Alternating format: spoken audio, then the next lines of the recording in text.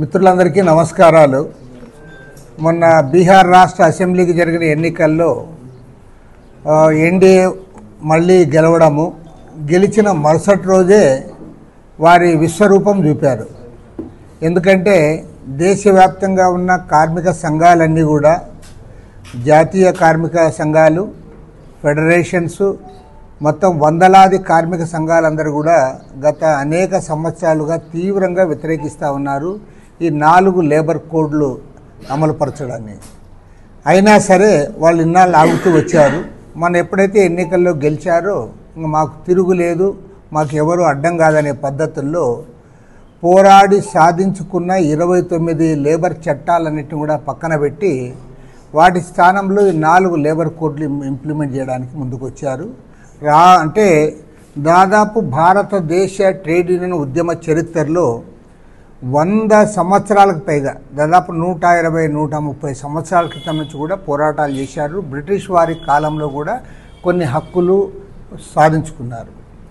ఆ తర్వాత ఇండిపెండెన్స్ వచ్చిన తర్వాత కూడా అనేక చట్టాలు సాధించుకున్నారు. ఈ సాధించుకున్న చట్టాలన్నీ కూడా కలరాచి వాటన్నిటిని కూడా దాన్ని పక్కన పడేసి వాటి స్థానంలో ఈ 4 లేబర్ కోడ్లు తేవడం అనేది కార్పొరేట్లకు అనుకూలంగా ఈ ప్రభుత్వం వ్యవహరిస్తున్న తీరుకు, కార్మికులకు వ్యతిరేకంగా ఈ ప్రభుత్వం తీసుకుంటున్న చర్యలకు నిదర్శనం ఇది. కాబట్టి దీనిపైన మొత్తం ట్రేడ్ యూనియన్ సంఘాలన్నీ కూడా పెద్ద ఎత్తున ఖండించాయి. ఈ నెల 26వ తేదీ నాడు దేశవ్యాప్తంగా కూడా వారు అన్ని కార్మిక సంఘాలు నిరసన చేపట్టబోతూ ఉన్నాయి. నవంబర్ 26వ తేదీ దేశవ్యాప్తంగా కార్మిక సంఘాలు చేపడుతున్న ఈ ఉద్యమానికి, ఈ నిరసన కార్యక్రమానికి భారత కమ్యూనిస్ట్ పార్టీ తరఫున సంపూర్ణంగా మద్దతు ప్రకటిస్తూ ఉన్నాం. తర్వాత రెండవ ముఖ్యమైన అంశం ఏమంటే, ఇవాళ అంతా కూడా మసిబుసి మారేడుకాయ చేస్తూ ఉన్నారు. నీవు 11 ఏళ్ళు కంప్లీట్ అయిపోయింది నరేంద్ర మోడీ ప్రభుత్వంకి దేశంలో ఏర్పడి, ఆయన ప్రధానమంత్రిగా ఆయన కొనసాగుతూ ఉన్నాడు 3 టర్ములుగా. మరి ఏమి సాధించినావు నువ్వు చెప్పలేకపోతా ఉన్నావు. ఇవాళ అంతర్జాతీయంగా నువ్వు సాధించింది ఏంటి, జాతీయంగా నువ్వు సాధించింది ఏంటి, తర్వాత ఇక్కడున్న సమస్యలు ఏవి పరిష్కారం చేశారో వాళ్ళు ఇంతవరకు కూడా పాజిటివ్గా మేము ఫలానా చేశామని వాళ్ళు చెప్పలేకపోతూ ఉన్నారు. ఎంత అధ్వానం అంటే, మీరు ఈరోజు పేపర్లు అన్నింటిలో కూడా చూసింటారు, రికార్డు స్థాయిలో, అంటే మన భారతదేశ చరిత్రలో ఏనాడు కూడా మన రూపాయి విలువ ఇంతగా పడిపోలేదు.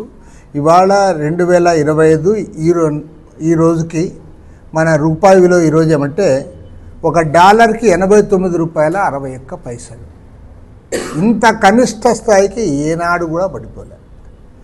మరి ఇదే నరేంద్ర మోడీ ప్రైమ్ మినిస్టర్గా 2014లో అధికారంలోకి వచ్చినప్పుడు ఆ రోజు $62.33 ఉంది. ఆనాడు $1కి $62.33 అయితే ఇవాళ నీ 11 ఏళ్ల పరిపాలన తర్వాత పరిస్థితి ఏంటంటే $89.61. రికార్డు స్థాయిలో అధమ స్థాయికి దిగజారిపోయింది. నీవేమో వీళ్ళు ఆర్ఎస్ఎస్ బీజేపీ వాళ్ళందరూ కూడా సంకలు గుద్దుకుంటా ఉన్నారు. చివరికి మన చంద్రబాబు నాయుడు కూడా డబ్బా కొడుతున్నాడు. ఏమంటే అంతర్జాతీయంగా మోడీని పొగుడుతున్నారు, అంతర్జాతీయంగా ఇండియా అంత ఇదవుతుంది, 2047కి మనం ఎక్కడికో చేరుకుంటామని మీరు చెప్తా ఉన్నారు. ఎక్కడికో చేరుకున్నారో ఇదొక్కటి చాలు. ఏదైనా సరే ఆర్థిక వ్యవస్థ అనేది మన రూపాయి వాళ్ళ కరెన్సీ విలువను బట్టి ఆధారపడి ఉంటుంది. నీ కరెన్సీకి వాళ్ళ అంతర్జాతీయ మార్కెట్లో విలువ పడిపోతూ ఉంది. పైగా దేశాన్ని అప్పుల పాలు చేసావు. 2014 నాటికి మన భారతదేశానికి ఉన్న అప్పు 55 లక్షల కోట్లు. ఇవాళేమి 11 ఇయర్స్ తర్వాత, అంటే ఎప్పటి నుంచి 1947లో మనకు స్వతంత్రం వచ్చినప్పటి నుంచి మొన్న 2014లో ప్రైమ్ మినిస్టర్గా మోడీ గారు ప్రమాణ స్వీకారం చేసే కాలం నాటికి మొత్తం ప్రధానమంత్రులు అందరూ కలిసి చేసిన అప్పు 55 లక్షల కోట్ల రూపాయలు అయితే ఇవాళ ఈ 11 ఏళ్ల తర్వాత 200 లక్షల కోట్ల రూపాయలకు చేరింది. అంటే 4 టైమ్స్. ఒకే ఒక ప్రైమ్ మినిస్టరు తన 11 ఏళ్ల కాలంలో ఈ దేశానికి చేసిన సేవ ఏమంటే 55 లక్షల కోట్లను 200 లక్షల కోట్లకు నువ్వు అప్పు పెంచావు. రూపాయి విలువ పడిపోయింది. ఏ సమస్య పరిష్కారం కాలే. నువ్వు ధరలు తగ్గించలేవు, ఉద్యోగాలు ఇవ్వలేవు, నిరుద్యోగ సమస్య పెరిగిపోయింది, రైతు సమస్యల పరిష్కారం కాలే, రైతులు ఇప్పటికి కూడా అప్పుల పాలై ఆత్మహత్యలు పాల్పడతానే ఉన్నారు. మరి ఏ సమస్య పరిష్కారం చేయకుండా దేశాన్ని అప్పుల పాలు చేసి రూపాయినంత కూడా దిగజార్చి మీరు ఈ దేశంలో చేస్తున్నది ఏమంటే ఒకే ఒక్క అజెండా పెట్టుకున్నారు.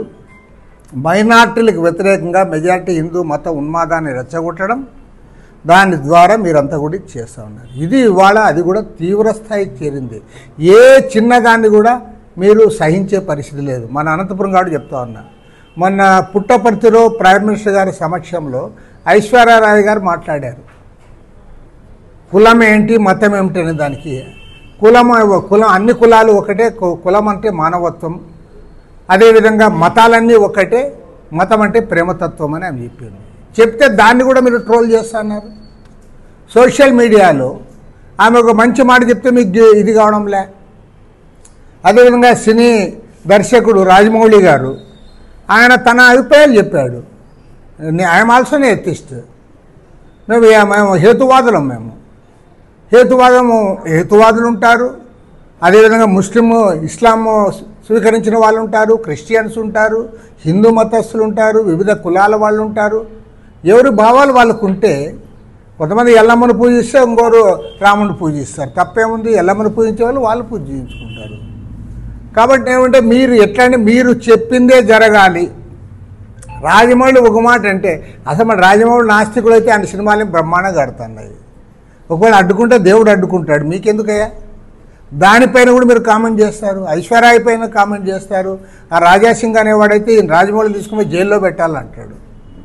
అంటే స్వేచ్ఛగా భావాలు వ్యక్తీకరించడానికి కూడా వీలు కాని పరిస్థితులు, మత ఉన్మాదాన్ని రెచ్చగొట్టి తద్వారా మీ అధికారాన్ని సుస్థిరం చేసుకోవాలని మీరు ప్రయత్నం చేస్తూ ఉన్నారు తప్ప మీరు ఈ దేశానికి చేసింది ఏమిటో చెప్పమని ఇవాళ డిమాండ్ చేస్తూ ఉన్నాం.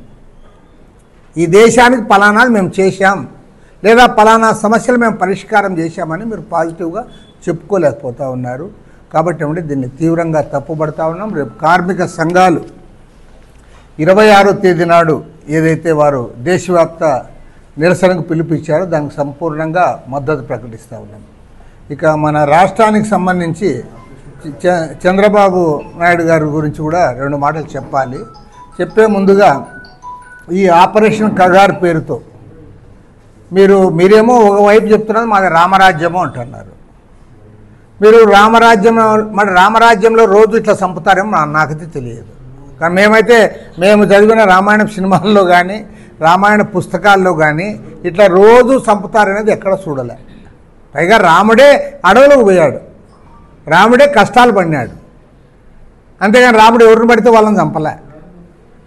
మరి మీ రామరాజ్యంలో జరుగుతున్నది ఏమిటి? రోజు పట్టుకొని పోతున్నారు, కాల్ చేస్తున్నారు, పైగా దాన్ని గర్వంగా చెప్పుకుంటున్నారు. ఈవెన్ హిడ్మాన్ కూడా మీరు పట్టుకొని పోయారు, చిత్రహింసలకు గురి చేసి ఆయన భార్యని మీరు చంపారు. చాలామందిని ఆ రకంగా చంపుతానే ఉన్నారు. పైగా చంపడమే మా పని అని చెప్పి మీరు ఇవాళ ఇది చేస్తున్నారు. కాబట్టి ఏమంటే దీన్ని పూర్తిగా ఖండిస్తూ ఉన్నాము. మేమే కాదు, ప్రజాతంత్రవాదులందరూ కూడా ఈ హత్యలను ఖండించాలని కోరుతా ఉన్నాం. ఇది రామరాజ్యం కాదు, ఇది రావణ రాజ్యము. రోజు చంపుతానే ఉన్నారు, చంపడమే మా పని అంటా ఉన్నారు. దీన్ని ప్రతి ఒక్కరు కూడా ప్రజాతంత్రవాదులందరూ కూడా ఖండించాలి. మాకేమిలే ఎక్కడో ఉండే అడవుల్లో ఉండే నక్సలైట్లకు అనుకుంటా ఉన్నారు. ఆల్రెడీ మన బండి సంజయ్ చెప్పినాడు, తర్వాత అర్బన్ నక్సలైట్ల పని కూడా చూస్తామని. ఎవరైతే దీన్ని హత్యాకాండాన్ని ఖండిస్తారో వాళ్ళని కూడా వేధిస్తారు. కాబట్టి ఏమంటే ప్రతి ఒక్కరు కూడా ఈ ప్రజాతంత్రవాదంలో ఇలాంటి వాటికి తావులేదు. పైగా వారు చర్చలకు వస్తామంటే ఎన్నికైన ప్రభుత్వం అది ఏమైనా సరే అది ఒకటి రాజ్యాంగబద్ధంగా మీరు 5 సంవత్సరాలకు ఒకసారి జరిగే ఎన్నికల్లో ప్రజలు మీకు అధికారం ఇచ్చారు. ప్రజాస్వామ్యం ద్వారా అధికారం పొంది మేము చర్చలే చేయము. ఏమంటే మా దగ్గర పారామిలిటరీ ఫోర్సెస్ ఉన్నాయి, అధునాతన ఆయుధాలు ఉన్నాయి, మా దగ్గర అంత సమాచారం ఉంది, కోవర్ట్లు ఉన్నారు, కాబట్టి అందరూ కూడా కాల్చి చంపేస్తామంటే ఎవరిని చంపుతా ఉన్నావు నేను అడుగుతా ఉన్నా. నువ్వు వేరే దేశాల వాళ్ళతోనూ యుద్ధం చేసిన వాళ్ళతో చర్చలు జరుపుతావు, ఉగ్రవాదులతో చర్చలు చేస్తావు, ఉగ్రవాద సంస్థల్ని కూడా నీ ఆఫీస్కి రానిచ్చుకుంటావు. కానీ మన దేశ పౌరులు మేము ఏనాడో చెప్పాం, నక్సలైట్లు వారు దారి తెప్పారు. వారు త్యాగాలు చేసినా వారు కూడా వారు ప్రజల కోసమే చేశారు. మరి అలాంటి నక్సలైట్ సోదరులను వాళ్ళు వచ్చి మేము చర్చలు చేస్తాము ప్రభుత్వంతో అన్నప్పుడు మీరు చర్చలు చేయకుండా ఈ రకంగా చేయడానికి పూర్తిగా తప్పుపడతా ఉన్నాం. ప్రజాతంత్రవాదులందరూ కూడా దీన్ని ఖండించాలి. ఎందుకంటే ఇవాళ వ్యవస్థలని కూడా వాళ్ళ గుప్పెట్లో పెట్టుకుని అందరినీ బెదిరించేదానికి చేస్తూ ఉన్నారు. ఈ ఆపరేషన్ కగార్ ద్వారా అడవులలో వాళ్ళు లేకుండా చేయడంలో ఒకనొక ఉద్దేశం ఏమంటే ఈ అడవులన్నీ కూడా కార్పొరేట్ సంస్థలకు అప్పజెప్పాలని. ఎందుకంటే అక్కడ చాలా అవసరమైనటువంటి ఖనిజాలన్నీ కూడా ఉన్నాయి. ఆ ఖనిజాలన్నీ కూడా అంబానీలు అదానీలకు అప్పజెప్పడానికి వారికి ఇచ్చిన మాట ప్రకారమే వీళ్ళందరూ కూడా తుదముట్టిస్తామని చెప్తా ఉన్నారు. కాబట్టి దీన్ని మన దేశ అభివృద్ధిని నక్సలైట్ల హింసా విధానంతో వ్యతిరేకించే వాళ్ళు కూడా ఈ మారణకాండను ఖండించాలని చెప్పి నేను కోరుతా ఉన్నాను.